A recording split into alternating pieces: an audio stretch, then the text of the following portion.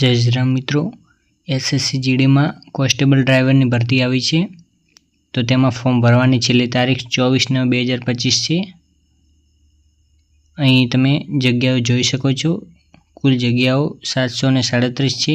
અહીં તમે category wise જગ્યાઓ પણ જોઈ શકો છો. જનરલમાં, ઈડબ્લ્યુએસમાં, ઓબીસીમાં, એસસી એસટીમાં કેટલી જગ્યાઓ છે ત્યાંથી તમે જોઈ શકો છો. અહીં ફોર્મ ભરવા માટે ઉંમર 21 થી 30 વર્ષ જોઈએ. તેમાં એસસી એસટીની, ઓબીસીની અલગ છૂટ આપેલી છે. તો કેવી રીતે ફોર્મ ભરવું ચાલો જોઈએ. સૌપ્રથમ અહીં તમે પહેલેથી જ રજિસ્ટર હોય તો તમે અહીંથી લોગિન કરી શકો છો. અહીં તમે રજિસ્ટર નંબર નાખવાનો રહેશે. ત્યાર પછી નીચે અહીં પાસવર્ડ નાખવાનો છે. ત્યાર પછી અહીં કેપ્ચર ફિલઅપ કરવાના છે. ત્યારબાદ અહીંથી લોગિન કરી શકો છો.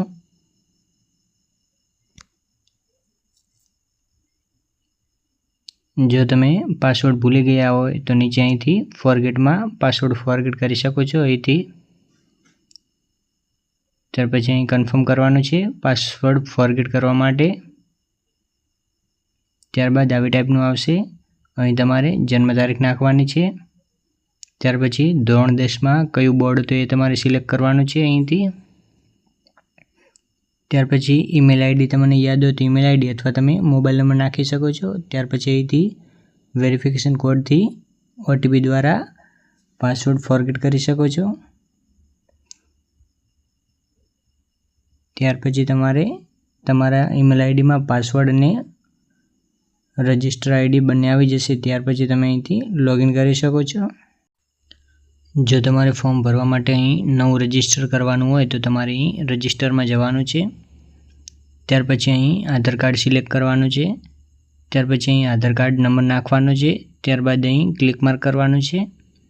ત્યાર પછી અહીં તમારે સેન્ડ ઓટીપી પર ક્લિક કરવાનું રહેશે. ત્યાર પછી જે તમારો આધાર કાર્ડમાં મોબાઈલ નંબર લિંક હશે તેમાં એક ઓટીપી આવશે. તે ઓટીપી તમારે અહીં ફિલઅપ કરવાનો છે. ત્યાર પછી ઓટીપીને તમારે વેરીફાઈડ કરાવવાનો છે અહીંથી. ત્યાર પછી આવી ટાઈપનું સક્સેસફુલ આવી જશે. ત્યારે ઓકે કરવાનું છે તમારે. જે વ્યક્તિ જોડે આધાર કાર્ડ નથી તેમને અહીંથી નો કરવાનું છે. ત્યાર પછી એમને એલસી અથવા વોટર આઈડી કે એડ્રેસ પ્રૂફ માટે અથવા બર્થ પ્રૂફ માટે કોઈ પણ એક ડોક્યુમેન્ટ અપલોડ કરવાનું રહેશે.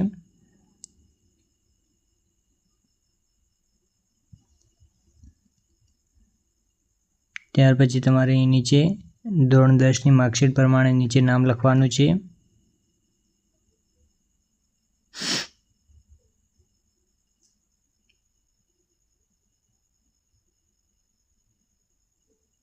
સેમ ટુ સેમ નામ અહીં નીચે પણ લખવાનું છે. ત્યાર પછી અહીં તમારે જો નામમાં ભૂલ હોય અથવા સુધારવાનું હોય તો તમારે અહીંથી નો કરી શકો છો. ત્યાર પછી તમારે જેન્ડર ચૂઝ કરવાનું છે. ત્યાર પછી તમારી જન્મ તારીખ નાખવાની રહેશે.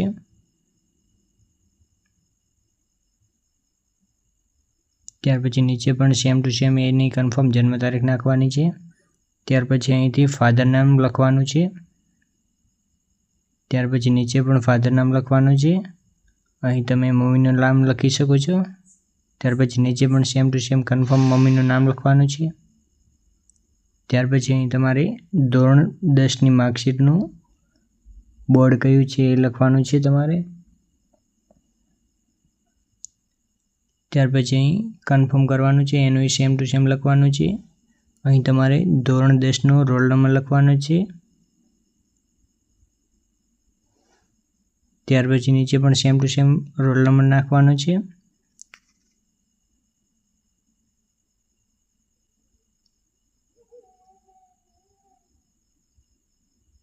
ત્યાર પછી નીચે ધોરણ 10નું પાસિંગ વર્ષ લખવાનું છે.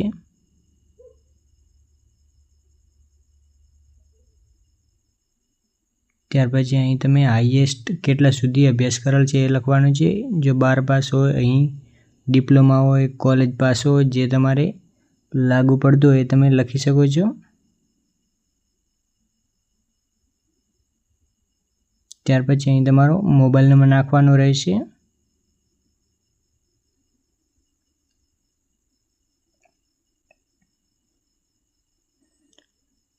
મોબાઈલ નંબર નાખ્યા પછી અહીં સેન્ડ ઓટીપી ઉપર ક્લિક કરવાનું છે.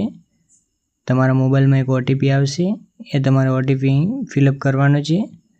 ત્યાર પછી ઓટીપીને વેરીફાઈડ કરાવવાનો છે. ત્યાર પછી નીચે અહીં તમારે ઈમેલ આઈડી નાખવાની રહેશે.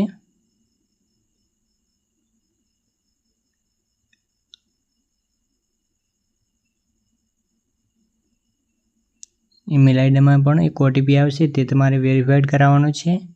ત્યાર પછી તમે અહીં સેવ એન્ડ નેક્સ્ટ કરી શકો છો. અહીં તમારો રજિસ્ટર નંબર તમને મળી ગયો છે. ત્યાર પછી તમારે અહીં કન્ટિન્યુ કરવાનું છે.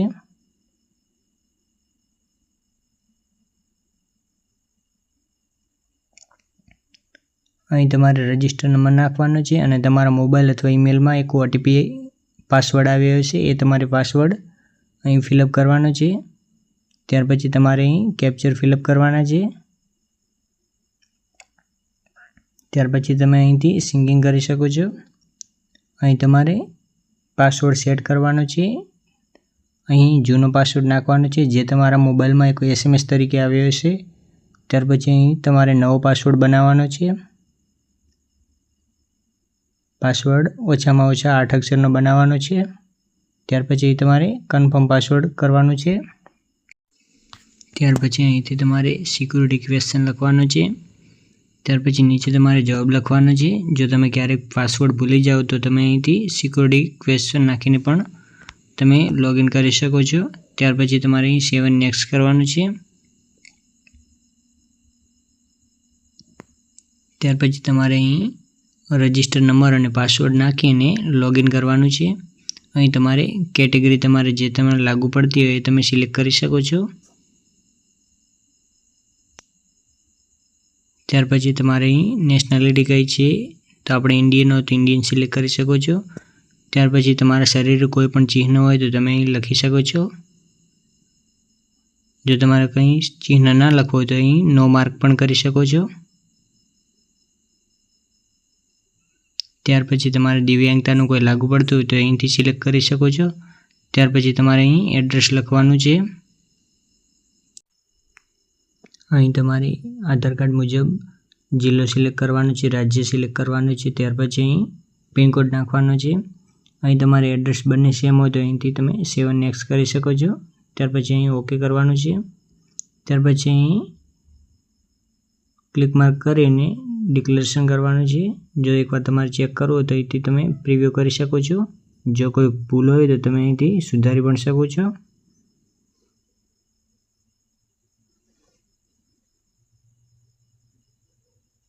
ત્યાર પછી અહીંથી ડિક્લેર કરવાનું છે. અહીં તમારે ઓકે કરવાનું છે. હવે તમે SSC GDમાં જેટલી પણ ભરતીઓ ચાલતી હોય અહીં બધી બતાવી જોઈશે. અહીં તમારે કોન્સ્ટેબલ ડ્રાઈવરનું ફોર્મ ભરવાનું છે, તો તમે અહીંથી એપ્લાય પણ કરી શકો છો.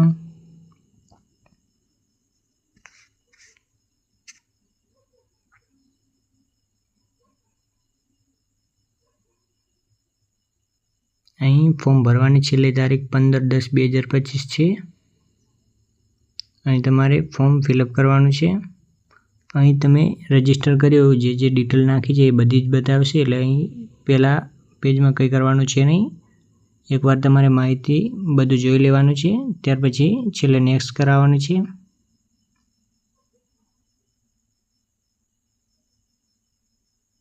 અહીં તમે નેક્સ્ટ કરી શકો છો. અહીં તમે IAS એજ્યુકેશન કેટલું છે એ તમારે સિલેક્ટ કરવાનું છે.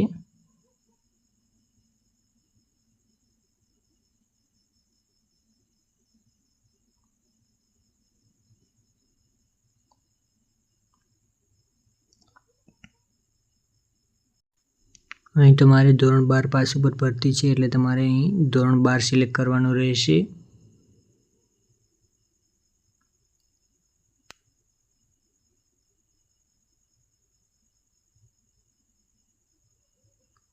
ત્યાર પછી અહીં તમારે પાસ છો અથવા ધોરણ 12 ચાલુ છે એ સિલેક્ટ કરવાનું છે. ત્યાર પછી અહીં તમારે પાસિંગ વર્ષ લખવાનું છે. ત્યાર પછી તમારું રાજ્ય સિલેક્ટ કરવાનું છે અહીંથી. ત્યાર પછી તમારે અહીં કયા બોર્ડ દ્વારા ધોરણ 12ની પરીક્ષા લેવાય છે એ તમારે સિલેક્ટ કરવાનું છે.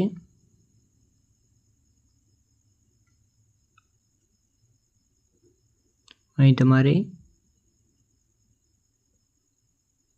રોલ નંબર નાખવાનો રહેશે।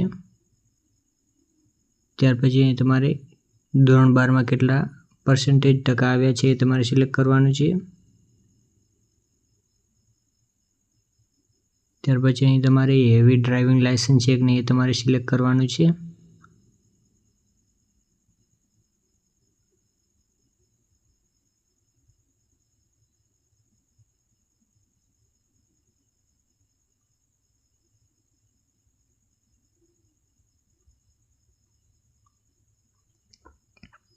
ત્યાર પછી અહીં તમારે લાયસન્સ નંબર નાખવાનો રહેશે।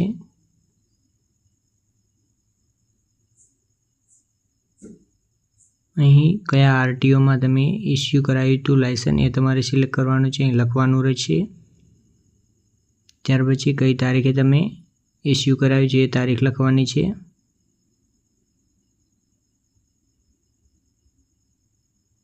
ત્યાર પછી અહીંથી તમારે સેવ નેક્સ્ટ કરાવવાનું છે। ત્યાર પછી આમાં જે તમારે કંઈ લાગુ પડતું હોય તો તમે યસ કરી શકો છો, બાકી બધામાં તમારે નો કરવાનું રહેશે। અહીં તમારે ઉંમરમાં જો છૂટછાટ જોઈતી હોય તો તમે અહીંથી યસ કરી શકો છો। ત્યાર પછી તમારે અહીં એજ રિલેશન કોડ નાખવાનો છે। ત્યાર પછી તમારે અહીં સેવ નેક્સ્ટ કરાવવાનું છે। ત્યાર પછી તમારે અહીં એક્ઝામ સેન્ટર સિલેક્ટ કરવાનું રહેશે। અહીં તમે કોઈ પણ 3 એક્ઝામ સેન્ટર સિલેક્ટ કરી શકો છો। ત્યાર પછી તમારી પાસે એનસીસીનું સર્ટિફિકેટ હોય તો તમે અહીંથી યસ કરી શકો છો, જો ના હોય તો અહીં નો કરી શકો છો। ત્યાર પછી તમારે અહીં જો લાગુ પડતું હોય તો અહીં યસ કરવાનું છે, બાકી તમારે અહીંથી સેવ નેક્સ્ટ કરાવવાનું છે। ત્યાર પછી તમારે અહીં તમારો લાઈવ ફોટો અપલોડ કરવાનો છે। ત્યાર પછી નીચે સિગ્નેચર અપલોડ કરવાની છે। સિગ્નેચર 10 થી 20 કેબીમાં જેપીજીમાં હોવી જોઈએ। ચાલો તો હવે આપણે કેવી રીતે લાઈવ ફોટો અપલોડ કરીશું। તો સૌપ્રથમ તમારે તમારા મોબાઈલનું પ્લે સ્ટોર ઓપન કરવાનું છે। ત્યાર પછી તમારે અહીં સર્ચ કરવાનું છે, માય એસએસસી લખવાનું રહેશે। ત્યાર પછી આવી ટાઈપનું એપ્લિકેશન આવશે, આ તમારે ઇન્સ્ટોલ કરવાનું છે। તો મારે પહેલેથી જ ઇન્સ્ટોલ છે એટલે હું ઓપન કરીશ। ત્યાર પછી તમારે અહીં લોગિન કરવાનું રહેશે। જ્યારે તમે રજિસ્ટર કર્યું ત્યારે રજિસ્ટર નંબર અને પાસવર્ડ નાખવાનો રહેશે। ત્યાર પછી નીચે તમારે અહીં કેપ્ચર ફિલઅપ કરવાના છે। ત્યાર પછી તમારે અહીંથી એપ્લિકેશન લોગિન કરવાનું છે।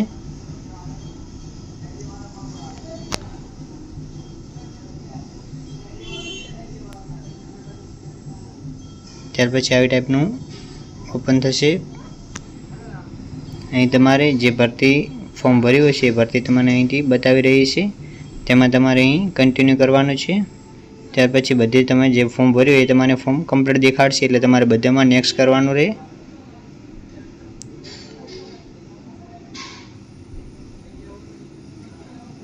અહીં તમારે આધાર કાર્ડ ફેસ ઓથેન્ટિકેટ કરવાનું છે।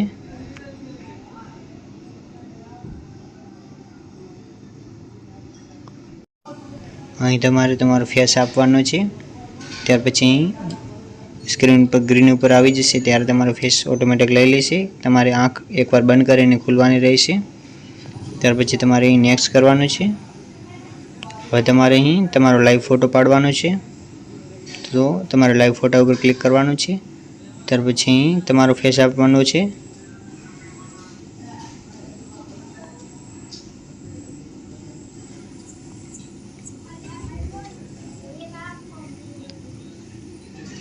ત્યાર પછી અહીં તમારે સિગ્નેચર અપલોડ કરવાની છે।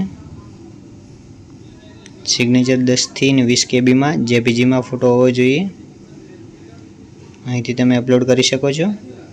ત્યાર પછી તમારે સેવ નેક્સ્ટ કરવાનું છે।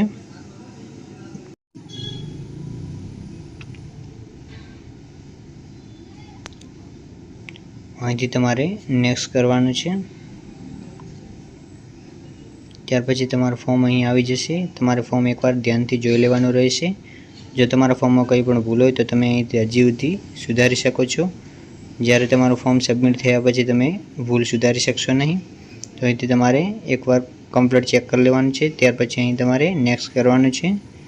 અહીં તમારે કેપ્ચર ફિલઅપ કરવાના છે. ત્યાર પછી તમે તમારા ફોર્મને સબમિટ કરી શકો છો. ત્યાર પછી અહીંથી તમારે જેને લાગુ પડતું હોય કેટેગરી પ્રમાણે તેને ₹100 ચલણ છે તો તે ભરી શકે છે. જે પણ બેંકના માધ્યમથી તમારે ભરવું હોય તેના માધ્યમથી તમારે અહીંથી ઓનલાઈન પેમેન્ટ કરાવી શકો છો. અહીં તમારે UPI આઈડીથી પણ કરી શકો છો. તો QR કોડ કરીને કન્ફર્મ કરવાનું છે. ત્યાર પછી સ્કેન દ્વારા તમે પે કરી શકો છો.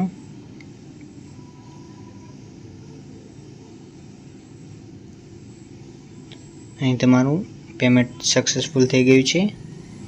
ત્યાર પછી તમે તમારી ફોર્મની પ્રિન્ટ આઉટ પણ લઈ શકો છો. આ પ્રિન્ટને તમે ડાયરેક્ટ પ્રિન્ટ કરી શકો છો અથવા તમે PDFમાં સેવ પણ કરી શકો છો. આવા બીજા વિડીયો જોવા માટે અમારી ચેનલને લાઇક, શેર અને સબસ્ક્રાઈબ કરો. Thank you.